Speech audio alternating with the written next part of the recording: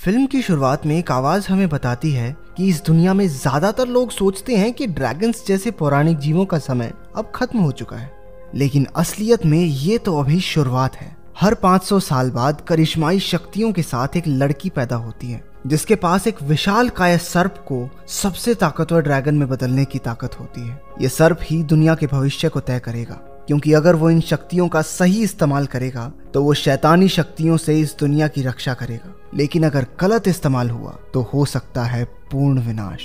और अब समय आ गया है उस सर्प के जागने का। अमेरिका के लॉस एंजलिस शहर के बीचों बीच जमीन पर एक बहुत बड़ा गड्ढा हो जाता है। ये गड्ढा क्यों और कैसे हुआ इसका पता अभी नहीं चल पाया है। एक आदमी जिसे पुलिस वहां से हटा रही है चिल्ला रहा है कि एक विशालकाय जानवर धरती से निकला था। पुलिस वाले वहां छानबीन में लगे हुए हैं। ईथन केंड्रिक नाम का एक रिपोर्टर वहां पर एक वीडियो शूट करता है। वो देखता है कि धरती पर एक अजीब सा पैटर्न बना था। ईथन अपने ऑफिस में आ जाता है, लेकिन उस वीडियो से अपनी आंखें नहीं हटा पाता। इसे देखकर उसे एक कहानी याद आती है जो उसे जैक नाम के एक बूढ़े आदमी ने सुनाई थी जब वो एक छोटा बच्चा था।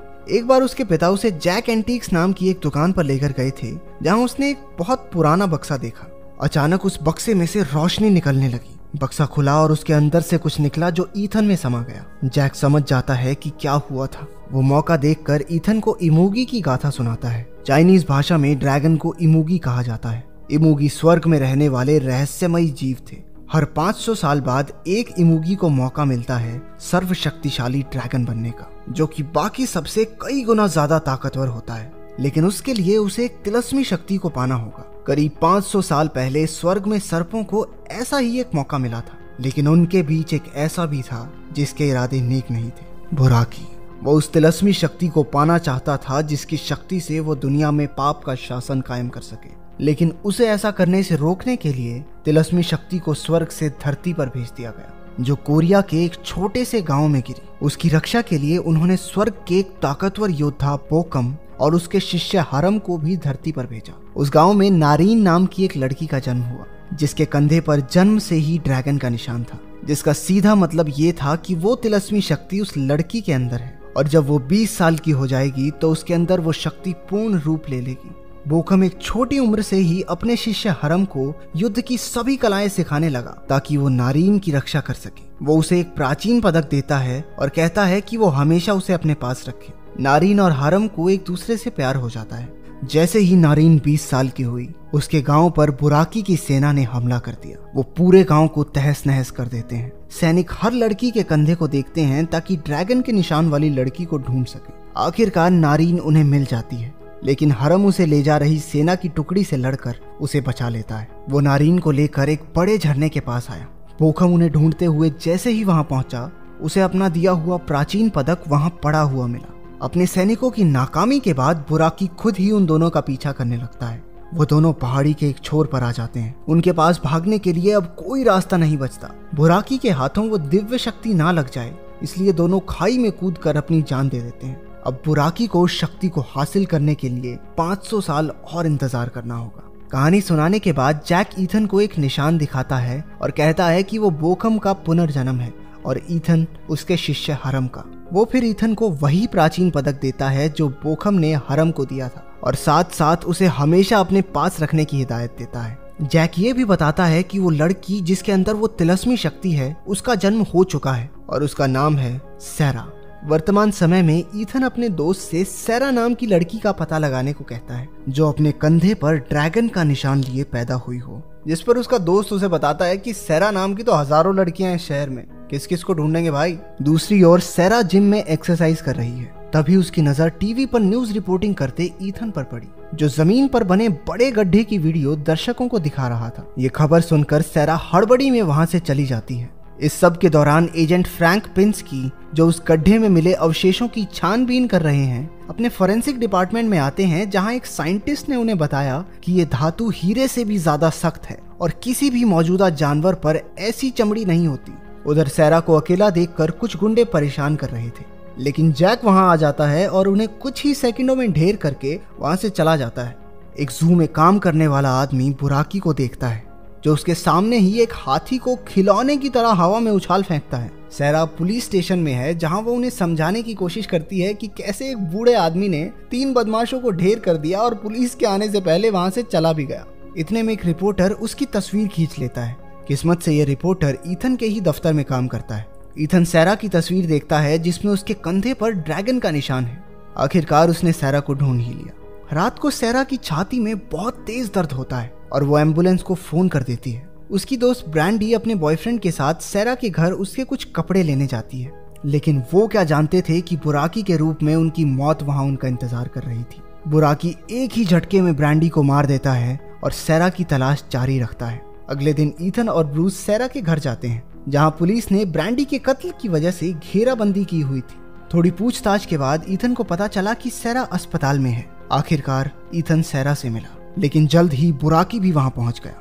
ईथन और ब्रूस किसी तरह सैरा को लेकर वहां से निकलते हैं। इस सब के दौरान पुलिस को पता चलता है कि वो विशालकाय सर्प बुराकी सैरा को ढूंढ रहा है। एजेंट फ्रैंक को जरूरत पड़ने पर लड़की को मारने के ऑर्डर दिए जाते हैं, क्योंकि बुराकी को रोकने का यही तरीका है। बुराकी अपनी सेना को इकट्ठा करता है, जिसमें कई तरह के दिव्य जीव शामिल हैं।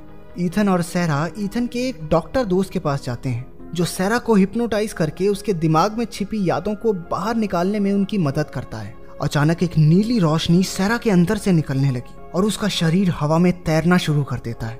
ईथन ने किसी तरह उसे शांत किया, लेकिन बुराकी उन्हें वहां भी ढूंढ लेता है।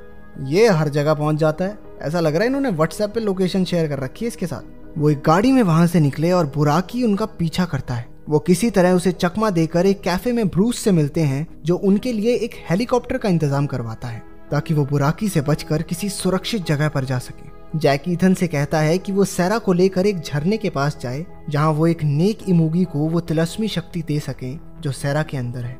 बुराकी को हराने का यही एक तरीका है। वो दोनों हेलीकॉप्टर में चढ़ जाते हैं, लेकिन बुराकी तेजी से उस बिल्डिंग पर चढ़ता है और हेलीकॉप्टर को हवा में ही पकड़ लेता है। ईथन और सैरा किसी तरह बिल्डिंग की छत पर कूद जाते हैं। हेलीकॉप्टर नीचे रोड पर जाकर गिरता है। ऐसा होने से पुलिस समझ जाती है कि अब मामला इमरजेंसी का हो गया है। 2 लड़ाकू हेलीकॉप्टर वहां आकर बुराकी पर गोलियां बरसाने लगते हैं। इस सब में ईथन और सैरा को वहां से निकलकर भागने का मौका मिल जाता है।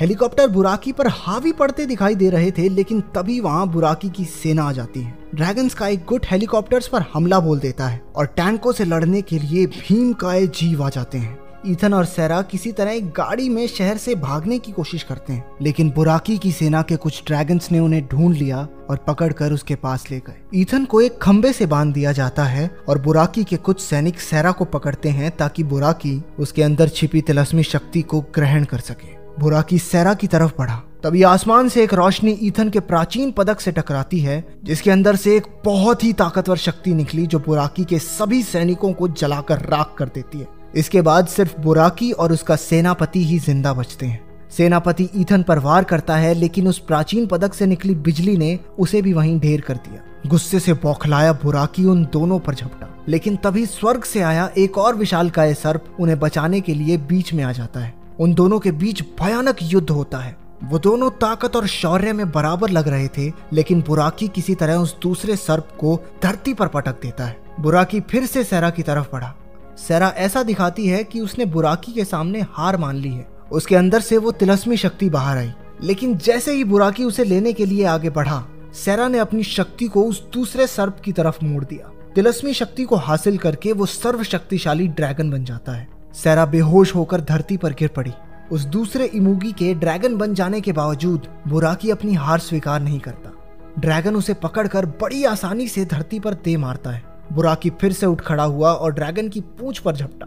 इस पर उसे गुस्सा आया और वो बुराकी के ऊपर आग से हमला करता है, जो बुराकी की मौत की वजह बनी। सैरा की आत्मा ईथन से कहती है कि वो जल्द ही स्वर्ग में दोबारा मिलेंगे, और उस तिलस्मी शक्ति में मिल जाती है जिसके साथ वो जन्मी थी। हमारा सर्वशक्तिशाली ड्रैगन उसे लेकर स्वर्ग की ओर चला जाता है।